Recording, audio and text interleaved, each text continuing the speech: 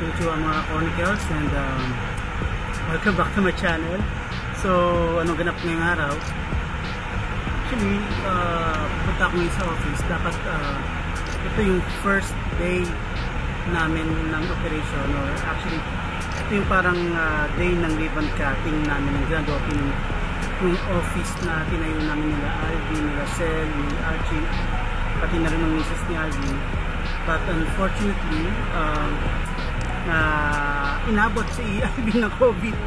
So yun, pero okay naman siya, nagpapahinga lang sila mag-asawa.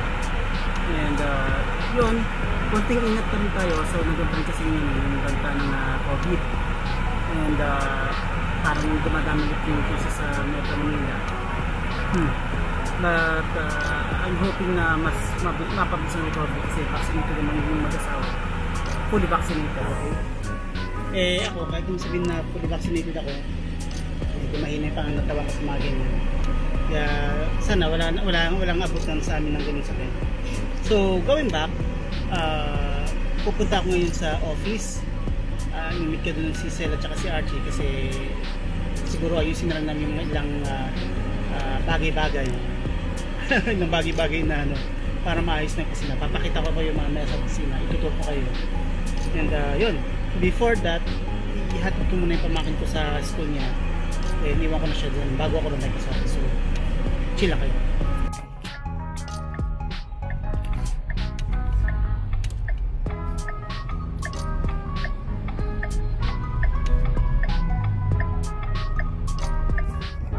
So, yun na nga mga ka-Chronicles, naibaba ko na yung mag-ina, yung ate ko at saka yung pamangkin ko dun sa eskwelahan.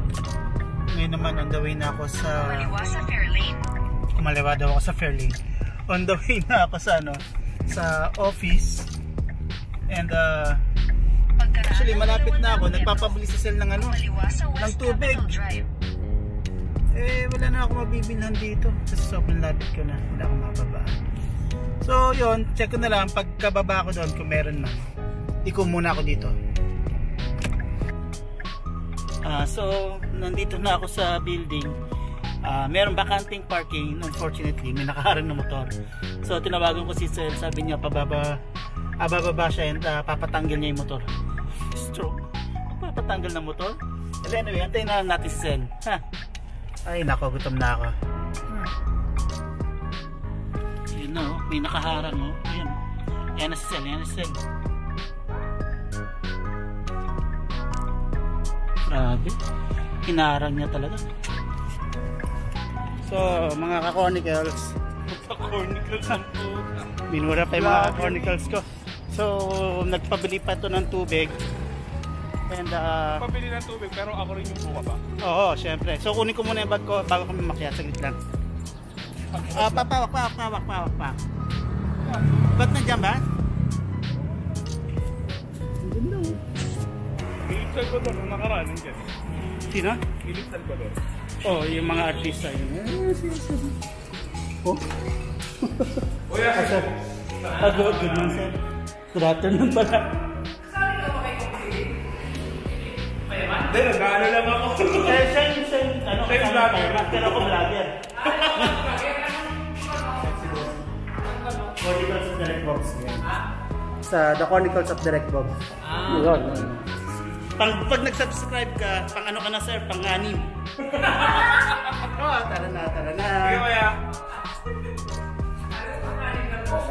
Anim lang. Anim po. Anim po.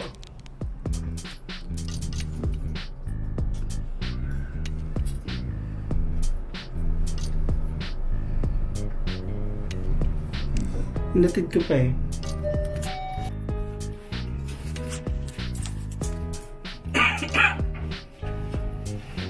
Grabe.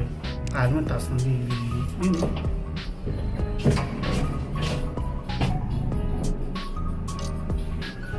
So office reveal ba? Office reveal? Wala pa. Ano ba naman yan?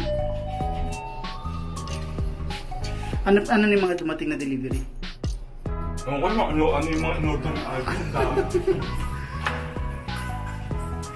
Yun. Ito na po ang studio namin. Ayun yung hardworking drive-bay. Kita nyo naman, no? Dalawang tubig. Nagreklamo ka agad. O, yan, o, yan. May merenda kang dala.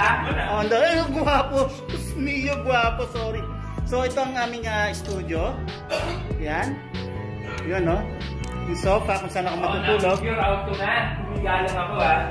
Ayan, na-figure out nyo na raw. Ito yung isang kwarto. Wala pang AC. Na wala pang AC, pero grabe. Uy, meron pa palang ano dito, makeup room, no? Yan, no? Grabe, oh. Ito yung meeting room. Nyari, yan. Tama si Sel, mukhang okay nga paganda. Paano, anong ano yun, ah. Yan, no?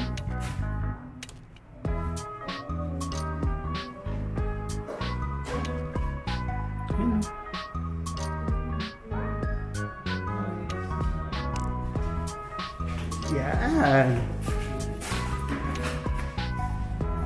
So, okay lang pala na hindi kami natuloy ng opening ngayon dahil marami pa kaming dapat gawin.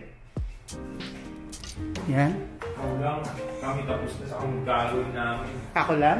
Maglinis Uy! ka na. Tapos meron pa kaming pantry dito kunyari. Wala pang ilaw. Yun, may ilaw pala. Yun. May board pa kami, oh. Kala mo may susulat.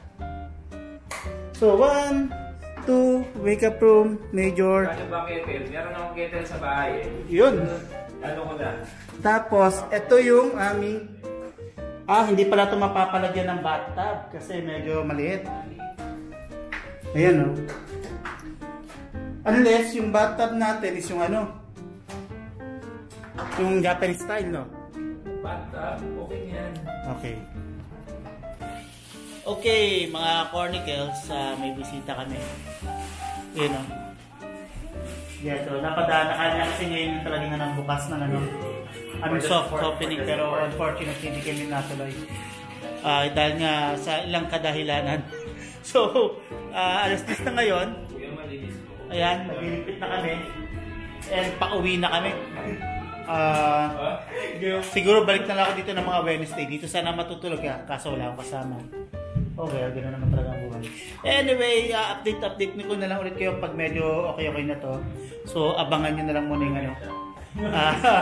Yung part 2, baka sa isang video ko lang ito pagsamahin. Anyway, kita-kits ulit.